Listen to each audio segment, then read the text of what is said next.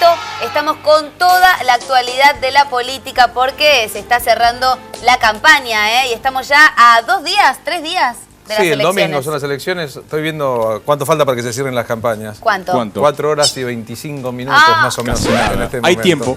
Es bueno o es malo, no se sabe, pero como quiera que fuese... ¿Habrá indecisos todavía? Y a lo mejor hay gente que decide el voto ahí. A las 8 de la mañana. Hasta las 8 de la mañana, Ahí hay margen para hacer cosas. se presentó solo en el anochecer de un día agitado. Fuerte el aplauso. Cierre de campaña.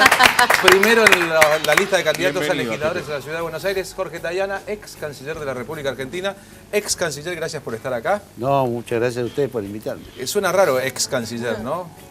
No, sí, pero son esas cosas que quedan, a veces se usan esos cargos, queda el cargo después de la función. Claro, es como si uno dijese el hijo de un prócer del peronismo, el único médico que atendió a Eva Perón y a Juan Domingo Perón, por ejemplo, Eso es verdad. Su padre Jorge Tayana. Eso es verdad, sí. El peronismo le vino de cuna, por ende. Sí, me vino de cuna y con la proscripción, así que aprendí el peronismo de la parte difícil, digamos. ¿Y qué hay en estos días que se habla del nuevo peronismo, ¿no? De una reversión del peronismo? Muchos candidatos los he escuchado hablar de este tema. ¿Existe o no existe? ¿Es siempre el mismo? No, el peronismo cambia porque cambia la realidad. Entonces, y quizás una de las características más notables del peronismo es interpretar esa realidad. Pero me parece que si hay algo que es claro es que el gobierno, estos 10 años de gobierno de Néstor y Cristina son peronismo puro, ¿no? Está muy bien. Ese es el centro del peronismo. El peronismo puro, es interesante esto, usted pertenece a la generación setentista del peronismo porque fue en el momento que se asomó a la vida política. El peronismo de la proscripción era el peronismo de su papá, el suyo fue el de los 70 y ese peronismo de los 70 parece resignificado en la última década. ¿Cuándo empezó a darse cuenta usted que Néstor Kirchner, presidente a partir de 2013, venía a hacer una cosa importante para la historia argentina en general? Cuando yo volví a vivir en la Argentina en el 2001, viví varios años afuera y los últimos 6 años en Washington, en un organismo de derechos humanos, en la Comisión Interamericana de Derechos Humanos, yo trabajaba ahí. Y decidí volver a vivir en la Argentina porque mi mujer... Bernarda Llorente, Bernarda empezó a trabajar. Que era gerente de contenido de Telefe junto a Claudio Villarroel. Entonces decidimos volver porque era una buena oportunidad y si uno está afuera, al final nunca vuelve. Entonces cuando hay una buena oportunidad hay que volver. Entonces ella tenía un buen trabajo, yo volví a dar clases en la universidad. ¿El trabajo era Telefe? Sí, yo renuncié allá y cuando volví, en medio del 2001, que era una época sombría, era obvio que se venía una tormenta. No era el momento. No era el mejor momento para volver. Vos vas a volverte, decía, bueno.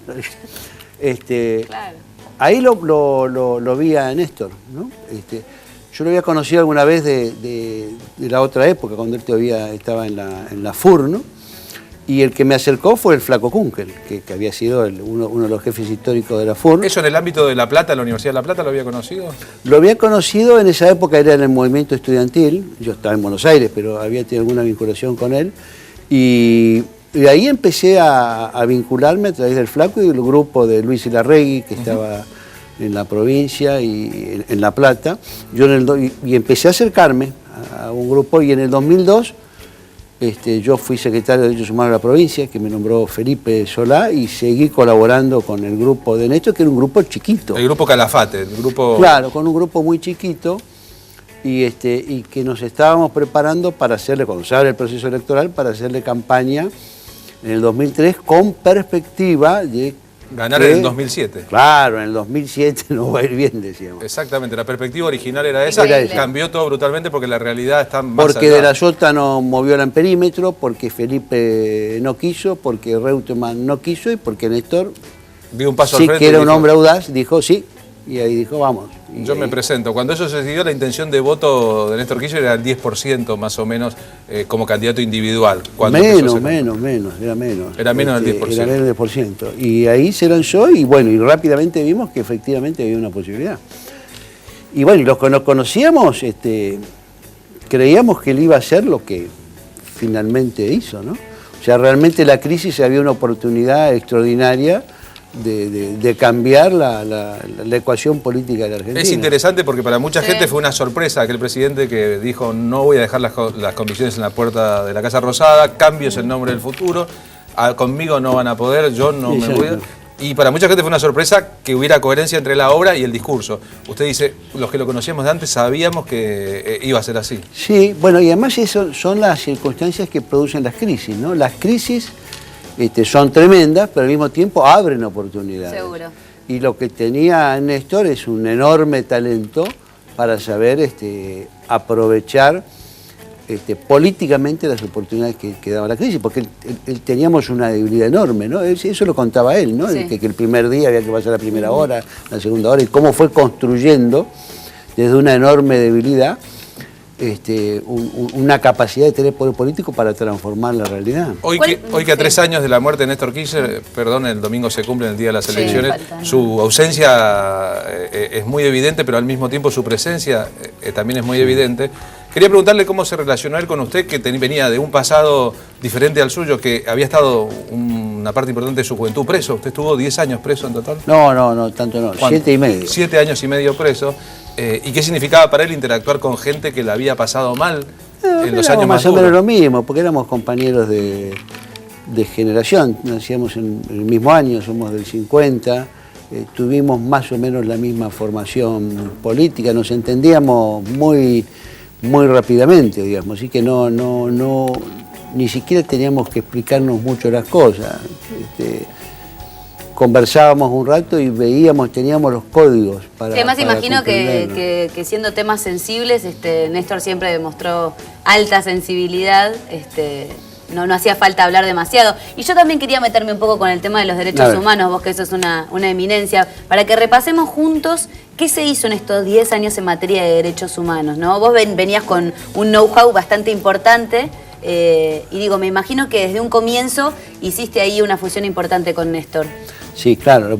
Lo primero que logró Néstor es evitar que la Corte, la vieja Corte, diera una decisión avalando la constitucionalidad de las leyes de obediencia debida y de punto final, que estaban a punto de producirse. Y que Duhalde parecía haber formulado parecía que estaba, y él lo que dice, no, déjenlo, y así yo tengo ese mérito. En realidad lo engañó, los engañó para decirle que quédense eso. Y con eso evitó que se produjera antes de su llegada. Y cuando se sintió presionado por la Corte, pidió una cadena oficial de radiodifusión y lo denunció. Denunció eso y ¿se acuerdan que ya las leyes del punto final habían sido derogadas? Pero la derogación que le había impulsado Alfredo Bravo y Juan Picafiero no anulaba su efecto. Exactamente. O sea, no tenía efecto retroactivo, sino lo que había que hacer es declararlas nulas. Y eso es lo que después impulsa Néstor. Pero lo primero que hace también es demostrar que él va a anular el decreto de la Rúa que impedía tramitar la solicitud de extradición. ¿Por qué? Porque la extradición era la única amenaza real que podía haber frente a los criminales, frente a los genocidas, de que tenía que moverse la situación. Al dar el decreto que impedía la extradición, lo que se garantizaba era impunidad total. No hay juzgamiento en la Argentina, no hay extradición, esto es un parque donde paseamos. Nadie más va a juzgar. Entonces, que es una primera cosa, eso me tocó porque estábamos en la Cancillería. Vamos a derogar ese decreto ¿por qué? Porque vamos a cumplir un principio básico de la justicia, que es o se juzga en los crímenes de lesa humanidad o se extradita. Al comenzar a tratar los casos de extradición, el mensaje que se dio es, muchachos, o va a haber juicio acá o va a haber extradición, pero impunidad no va a haber. Se acabó la impunidad. Y eso era una cosa que Néstor tenía muy claro, porque estaba convencido que con impunidad de los delitos de lesa humanidad no era posible construir una democracia estable. Después vinieron los gestos, los cuadros, y después vinieron los juicios. Había ahí una idea inicial.